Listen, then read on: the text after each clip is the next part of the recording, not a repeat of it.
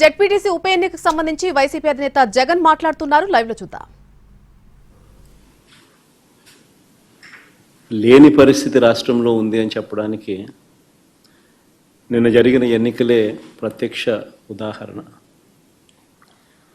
నా పక్కన ఇటువైపున అటువైపున ఉన్న వాళ్ళు ఇద్దరు జెడ్పీటీసీ కంటెస్టెడ్ క్యాండిడేట్స్. నా కుడివైపున హేమంత్ పులివెందుల జెడ్పీటీసీ పులివెందుల రూరల్ మండలానికి జెడ్పీటీసీ కంటెస్టెడ్ క్యాండిడేట్. ఇటుపక్కన సుబ్బారెడ్డి ఒంటిమిట్ట జెడ్పీటీసీ స్థానానికి కంటెస్టెడ్ క్యాండిడేట్. రాష్ట్రంలో ఇవాళ ఎలాంటి పరిస్థితులు ఉన్నాయి అని చెప్పడానికి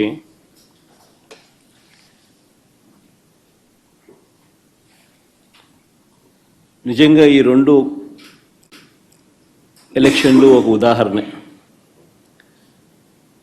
అసలు మొట్టమొదటిసారిగా బహుశా రాష్ట్ర చరిత్రలో ఎప్పుడు జరిగి ఉండదేమో బూతుల్లో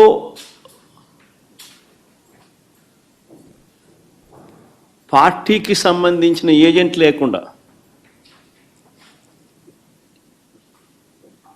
వైఎస్ఆర్సీపీ ప్రతిపక్ష పార్టీ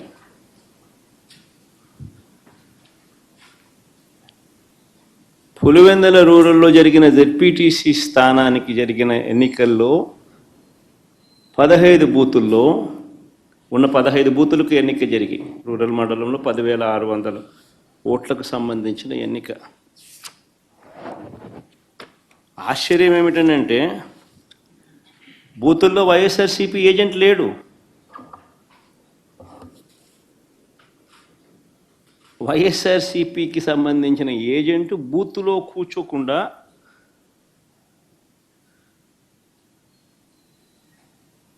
బూత్ దగ్గరికే మనిషి పోలేని పరిస్థితిలో బూత్లో ఏజెంటే లేకుండా ఎన్నికలు రిగ్గింగ్ చేసినారు. సాక్షాత్తు పోలీసుల సమక్షంలో పోలీసుల ప్రోద్బలంతో బూతులోకి వెళ్ళే ఏజెంట్ల ఫాములను వీళ్ళే తీసేసుకొని చింపేసుకొని బూతులోకి ఏజెంటే పోని పరిస్థితిలో ఎన్నికలు నిర్వహించామని చెప్పుకుంటా ఉన్న ప్రజాస్వామ్యం మన రాష్ట్రంలో బహుశా మన దేశంలో ఎక్కడ ఉండదేమో, ఒక్క మన రాష్ట్రంలో తప్ప.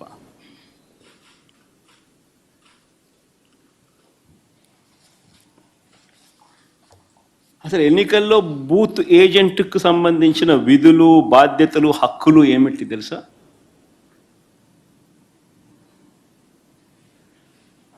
అసలు ఓటర్లే లేక దొంగ ఓటర్లను గుర్తించడం ఎవరు చేస్తారు? ఏజెంటే చేయాలి. పోలింగ్ ఏజెంటే చేయాలి.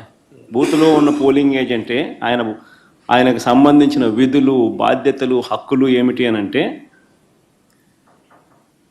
అసలు ఓటర్లా లేక దొంగ ఓటర్లా అని గుర్తించడం, ఓటర్ల జాబితాను తనిఖీ చేయడం, అక్రమాలు, బెదిరింపులు, ప్రలోభాలు పెట్టడాలు, ఫేక్ ఓటర్లు ఉంటే వాటిపై అక్కడే ఉన్న ప్రిసీడింగ్ అధికారికి వెంటనే చెప్పి వాటిపై ఫిర్యాదులను అధికారికంగా నమోదు చేయడం, ఇవన్నీ పోలింగ్ ఏజెంట్ బాధ్యతలు.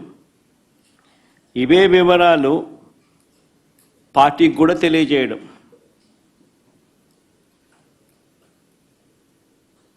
ఈ బాధ్యతలు ఉంటాయి కాబట్టి ఏజెంట్లకు హక్కులు కూడా కల్పిస్తారు.